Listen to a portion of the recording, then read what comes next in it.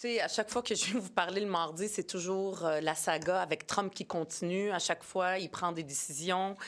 C'est extrêmement inquiétant. C'est vraiment quelqu'un d'imprévisible, entièrement imprévisible, qui crée le chaos. C'est quelqu'un qui respecte jamais sa parole, qui respecte aucune règle, aucun accord. Il respecte même pas les décisions des tribunaux américains. Donc, comment est-ce qu'on peut penser qu'il puisse respecter sa parole avec ses voisins du Nord? Comment est-ce qu'on peut penser qu'il pourrait respecter un autre accord avec les États-Unis et le Mexique qui serait renégocié?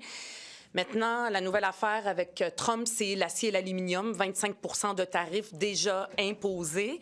Les principaux producteurs d'acier et d'aluminium en Amérique du Nord, c'est le Québec. Donc, c'est une attaque de Trump en règle contre le Québec, contre nos intérêts. C'est nous qui sommes attaqués, c'est le Québec qui est attaqué, donc c'est à nous de nous défendre. C'est M. Legault qui doit défendre les intérêts des Québécoises et des Québécois et des travailleurs et travailleuses du Québec. Et on a des propositions à Québec solidaire. C'est important que M. Legault, oui, est en mission, mais il y a des choses aussi à faire au Québec. On a notamment fait une proposition sur l'achat local. C'est ma collègue Alejandra qui l'a fait et je vais l'inviter à vous la présenter. Merci, Ruba. Vous avez l'achat local et sur toutes les lèvres. Les gens, les Québécois et Québécoises veulent des gestes pour encourager nos entreprises d'ici. Puis maintenant, c'est le tour du gouvernement de montrer l'exemple.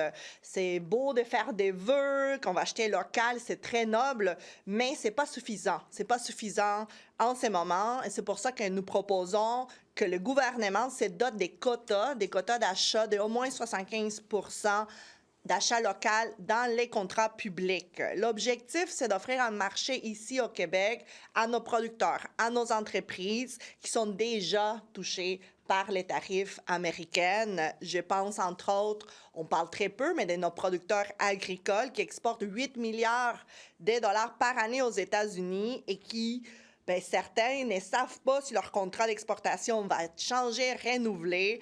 Et quand tu as une seule récolte par année, on ne peut pas se permettre de l'échapper. C'est pour ça que nous, on va pousser pour que la CAQ adopte cette mesure, un quota d'achat local. J'ai entendu la ministre Fréchette ce matin nous dire qu'on pourrait considérer des critères dans les appels d'offres. Tant mieux. Alors, je l'invite aujourd'hui à nous appuyer dans cette proposition.